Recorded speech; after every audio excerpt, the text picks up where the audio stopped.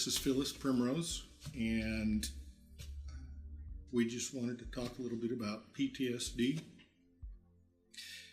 PTSD is a disorder that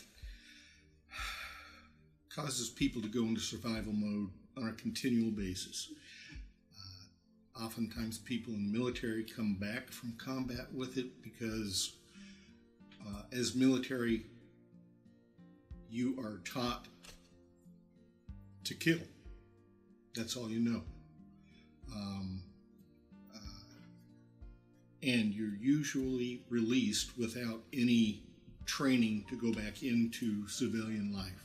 We have been married for almost 29 years, and for over 20 of those years, my husband was suffering with PTSD, and we did not know it.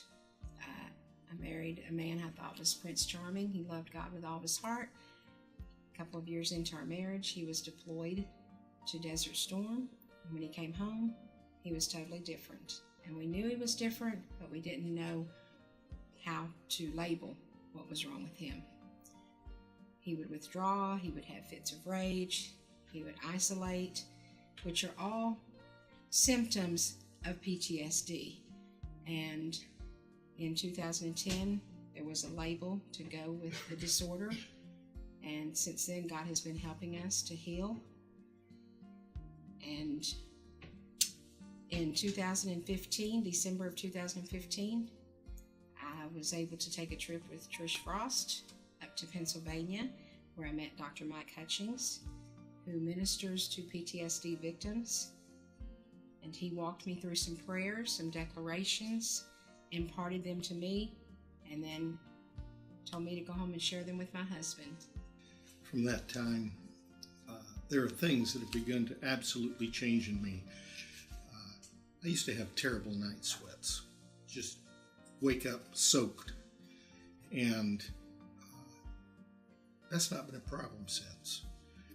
God's really begun changing me literally from the inside out. PTSD affects every part of you, both physically and emotionally, but I think it also affects spiritually, in that you tend to block out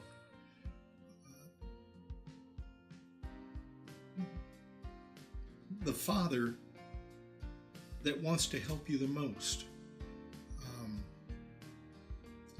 With PTSD, you don't want to feel. You can't feel. If you feel, you're risking survival. And as a result, you block out anything with feeling. Well, you can't come to the Father that way. The Father has sacrificed so much.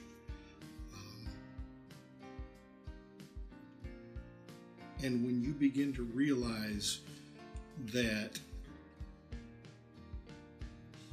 His sacrifice is a sacrifice of love for somebody that He says is worthwhile,